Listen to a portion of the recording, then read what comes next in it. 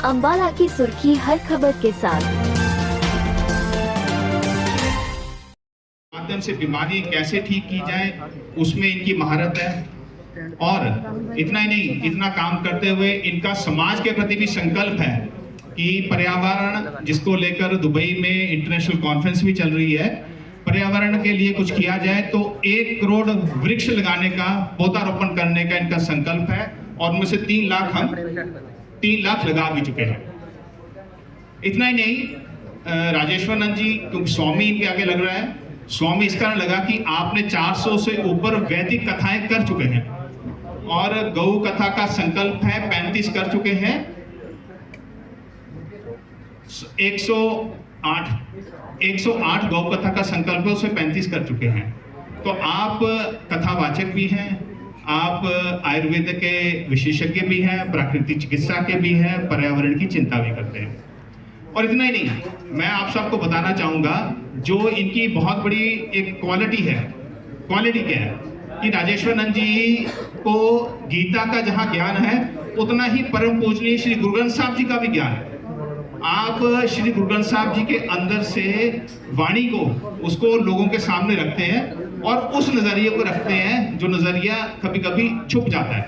इतना ही नहीं, आपके पंजाब के अंदर, मतलब महाराज जी के हरियाणा में कम प्रोग्राम होते होंगे, पंजाब के गुरुद्वारा साहिबों के अंदर बहुत ज्यादा इनके कार्यक्रम होते हैं। तो आज स्वामी राजेश्वरानंद जी हमारे बीच में हैं और स्वामी जी हमसे बातचीत करना चाहेंगे। कुछ नया यहाँ करने का प्रयास कर रहे हैं, वो आपकी जानकारी में लाएंगे। मुझे लगता है कि जो इन्होंने नया उद्यम करने जा रहे हैं, नया प्रयास करने जा रहे हैं, अगर वो सफल होता है तो अंबाला जो है आने वाले 10-12 वर्षों में इंटरनेशनल मैप के ऊपर अध्यात्म के लिए, योग के लिए और उपचार के लिए जाना जाएगा।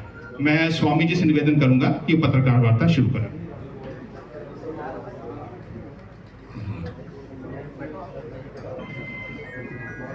सबसे पहले सभी पत्रकार बंधुओं को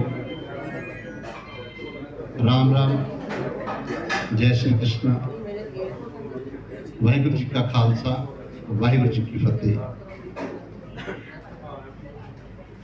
अभी हमारे छोटे भाई ने, जोशी जी ने आपको हमारे जो योग पीठ बनाने का संकल्प हमने लिया, उससे पूर्व हम किस दिशा में बढ़ रहे हैं उससे आपको अवगत करवाया है।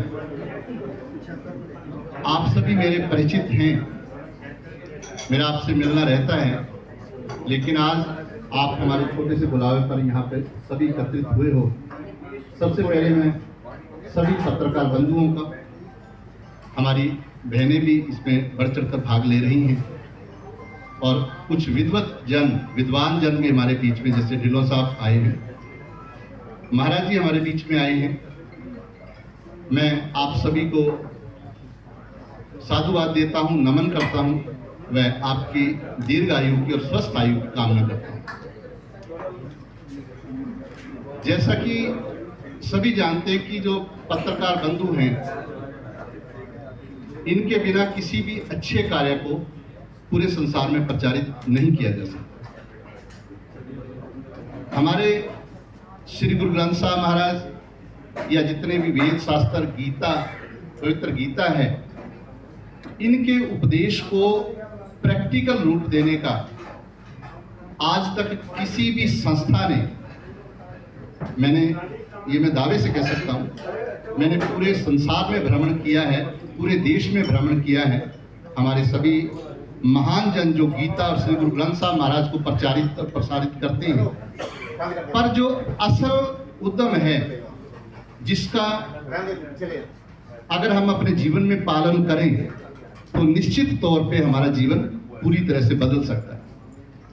और मैं एक भावनात्मक अपील आपके सामने करना चाहूंगा कि मेरी बात को केवल और केवल आप ये न लेना कि मैं किसी कारणवश आप सबको बुला के यहाँ पे कोई मेरा निजी स्वार्थ है।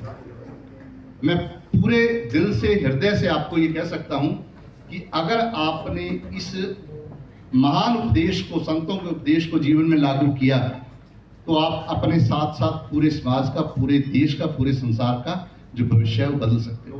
तो उसी के कारण, उसी को मध्य रखते हुए, उसी पर्पज को लेकर मकसद को लेकर, उद्देश्य को लेकर ये जो आयोजन आज आप सभी पत्रकार बंधु आए हो आपके बीच में करने जा रहा हूं।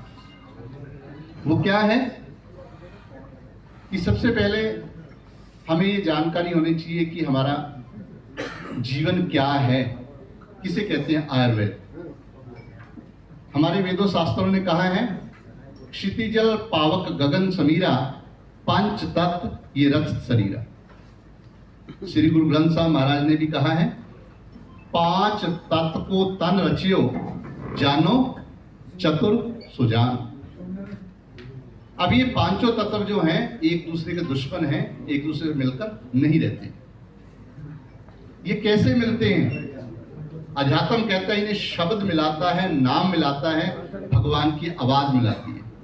इसीलिए वाणी में कहा गया है शब्द है धरती, शब्द है आकाश, शब्द है शब्द भया प्रकाश, सगल सृष्टि शब्द के पाछे, नानक शब्द घटे घटाचे। जब ये पांचों तत्व मिलते हैं तो हमारे शरीर में 3 प्रकार की ऊर्जाएं पैदा होती हैं और यह संसार भी उन तीनों ऊर्जाओं के कारण ही चलता है। तो कौन कौन सी ऊर्जाएं हैं? पहली ऊर्जा को कहते हैं वात, दूसरी को कहते हैं पित्त और तीसरी ऊर्जा होती है कफ। अध्यात्म में कहा गया है रजगुण, तमगुण, सतगुण कई है, ये सब तेरी माया।